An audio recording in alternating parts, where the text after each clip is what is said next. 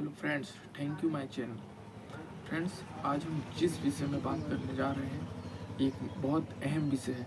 सभी स्टूडेंट, सभी जो टीचर, सभी बोल दे ऑलमोस्ट सभी लोगों के लिए बहुत इम्पोर्टेंट है, क्योंकि आज हमारे देश के युवाओं के लिए सबसे ज़्यादा इम्पोर्टेंट और सबसे ज़्यादा बोला जाए तो काम की चीज़ है, वो है रोज़गार। और यदि उसे रोज़गार नहीं मिलता है तो इसका मतलब यह है कि देश में या फिर उसके करियर के प्रति एक चीज़ कहा जाए कि वह उस चीज़ से संतुष्ट नहीं हो पाता है। वह अपनी लाइफ में कुछ करना चाहता है, लेकिन वह किसी न किसी वजह से कुछ नहीं कर पाता। क्यों? क्योंकि उसको उस चीज़ के लिए अवसर नहीं मिल रहे हैं। ये जहाँ पे अवसर मिल रहे हैं वहाँ पे बहुत अधिक प्रतिस्पर्धा का सामना करना पड़ रहा है। जैसे कि आज के सभी युवा किस ओर आगे बढ़ रहे हैं, कहा जाए तो वह सरकारी नौकरी के प्रति ही ज़्यादा रुझान है, तो वह उसी ओर आगे बढ़ते जा रहे हैं। मैं ये कहना चाहता हूँ कि जैसे कि आपने देखे होंगे कि अभी आरआरबी ग्रुप डी 2025 के 1 करोड़ 8 लाख फॉर्म डले। उसके लिए तकरीबन लगभग 32,000 वैकेंसी ही उपलब्ध थी, जिससे कि हमको यह साबित होता है कि 1 करोड़ 8 लाख में से 1 लाख स्टूडेंट को भी रोजगार नहीं मिल रहा है। तो बची हुई जनसंख्या जो छात्र हैं वह रोजगार के लिए कहाँ पे जाएंगे? अर्थात कहने का मतलब यह है कि आपको ही अब अपने भविष्य का निर्माण करने के लिए आपको ही सजग होना पड़ेगा। और यह इस तरह से हो सकता है कि आप ऐसा कुछ काम करिए, ऐसी कुछ तरकीबें या रोजगार में आप अपना ध्यान दीजिए, जिससे कि आपका जो व्यवसाय है वह भी आगे बढ़े। कहने का मतलब आप समझ रहे होंगे कि मैं अब उस विषय में बात कर रहा हूँ कि छात्रों को अपने रोजगार के लिए सरकार पे नहीं बल्कि खुद पर निर्भर होने की ज़रूरत है। कुछ छात्र अभी ऐसा बोलेंगे कि व्यवसाय तो करने में तो रुपए लगता है, तो हम कैसे करें व्यवसाय? व्यवसाय के लिए अब यदि हमने इतना पढ़ लिख लिए और व्यवसाय करना ही था तो हम क्यों पढ़े लिखे? दोस्तों, पढ़ाई लिखाई एक बेसिक ज़रूरत होती है जो हम सभी को ज्ञान अर्जित करने के लिए और इस चीज़ को आगे बढ़ने के लिए जो आधारभूत चीज़ें हैं वो जानकारी उससे प्राप्त होती है। और हम व्यवसाय कर सकते हैं, क्योंकि देखिए आप किसी भी क्षेत्र में यदि कुछ भी करने को देखेंगे तो उसके लिए जो बेसिक ज़रूरतें चीज़ें हैं उन चीज़ों को जानकर उन चीज़ों को बार बार अप्लाई करके हम कर सकते हैं। क्योंकि आप देखते हैं कि जैसे आप सरकारी नौकरी के लिए तैयारी करते हैं तो एकदम से तो उस नौकरी को नहीं मिल जाती, या फिर एकदम से नहीं मिल पाती। तो क्या है, किस वजह से वो मिल पा रही है आपको नौकरी? क्योंकि आप बार बार लगे हुए हैं उस चीज़ को करने के लिए, और आप यह चीज़ें बार बार करते हैं, अभ्यस्त हो जाते हैं, तो आप उस चीज़ को एम्प्लॉय करते हैं और फिर वह चीज़ें आपको मिल जाती है। इसी प्रकार मैं कहना चाह रहा हूँ कि यदि आप सरकारी नौकरी भी कर सकते हैं, लेकिन देखिए दोस्तों, उसमें सक्सेस होने के जो चांसेस हैं बहुत कम है। क्योंकि मैं आपको जिस आंकड़े के अंतर्गत यह चीज़ें बता रहा हूँ कि आप भी समझते हैं 1 करोड़ 8 लाख फॉर्म डले हुए हैं और 1 लाख वैकेंसी नहीं, 32,000 मात्र वैकेंसी है। तो उतने छात्रों का तो होगा, लेकिन यदि आप उनके बाहर हो तो आपका क्या होगा? मैं उस विषय में बात कर रहा हूँ। आप ये चीज़ समझिए, मैं सरकारी नौकरी के खिलाफ नहीं हूँ, मैं किसी भी ऐसी चीज़ के खिलाफ नहीं हूँ, बट मैं ये आपको बताना चाह रहा हूँ कि आप यदि सरकारी नौकरी में कर सकते हैं, यदि आप मेहनत करो, आप 2 3 4 साल यदि आप दे सकते हो। क्योंकि मैं इसलिए बोल रहा 2 3 4 साल कि आप एक ही बार में एग्ज़ाम क्रैक नहीं कर पाओगे, या कर भी सकते हैं।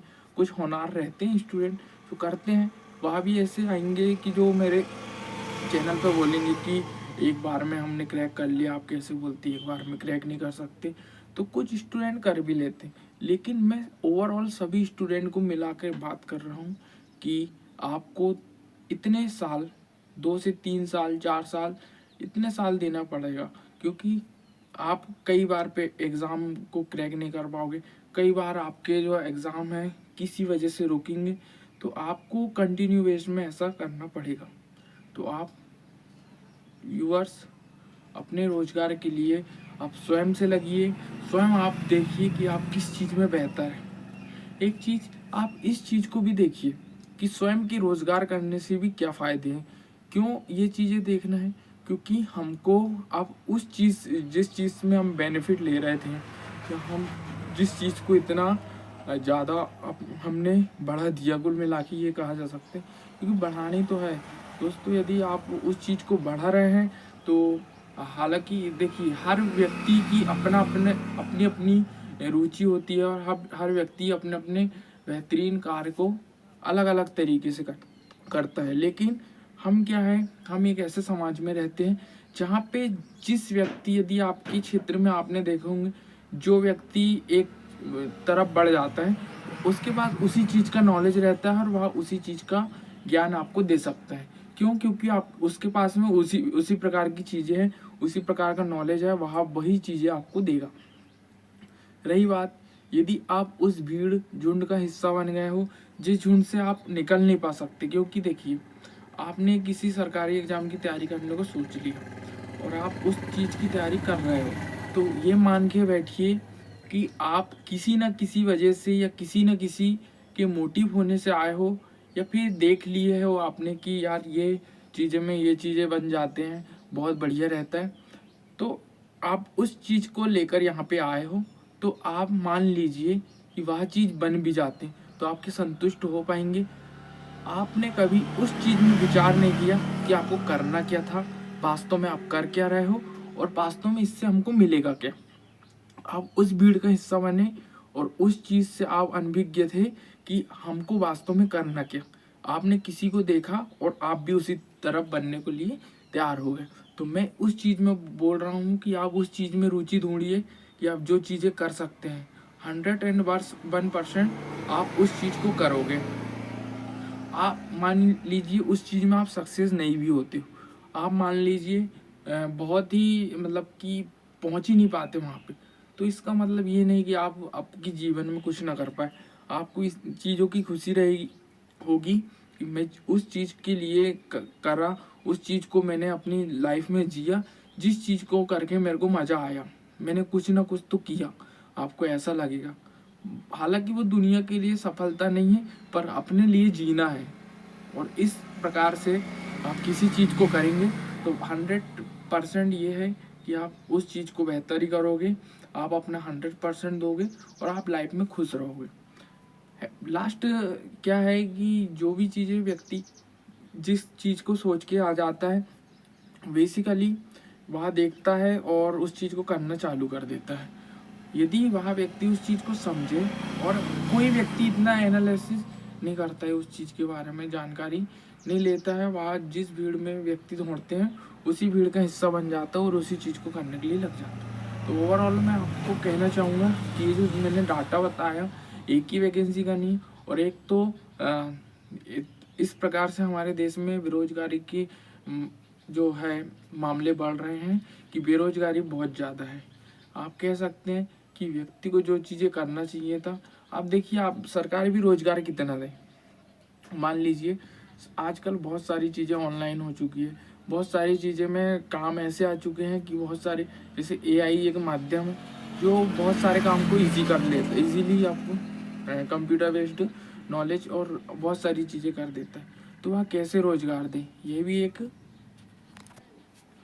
रही बात एआई इतने प्रॉपर तरीके से, नॉलेजेबल तरीके से आपको जानकारी दे रहा है, बता रहा है कि उस चीज़ को किस प्रकार से करें, तो आइडिया भी बहुत सारे मिल जा रहे हैं। एक तो हम जैसे पुलिस कर्मचारी की बात करें, ट्रैफिक जब से ट्रैफिक सिग्नल आए तो वहाँ से देखिए कि हमारे बहुत सारे काम इजीली हो जाते हैं। ट्रैफिक सिग्नल के पास में बहुत सारे कर्मचारियों की ज़रूरत ही नहीं पड़ती। और हमारे क्षेत्र में एक तो है ड्यूटी रक्षा वाली, तो उसमें क्या है कि सेफ्टी वाली जॉब है, तो उस चीज़ को करते हैं। बहुत सारी चीज़ें में ऑनलाइन बेस्ड आ चुके हैं, ऑनलाइन बेस्ड सारी चीज़ें हो जा रही है।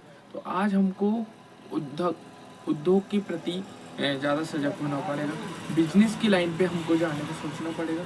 ये चीज़ें एक माध्यम है जो रोज़गार के अवसर को लाने के लिए बेहतर ढंग से काम कर सकता है। मेरा मानना है कि आप उस चीज़ को करिए जिस चीज़ में सफल होने के चांसेस बहुत ज़्यादा हैं, और उस चीज़ को करना बहुत बढ़िया होगा। धन्यवाद दोस्तों, थैंक यू सो मच।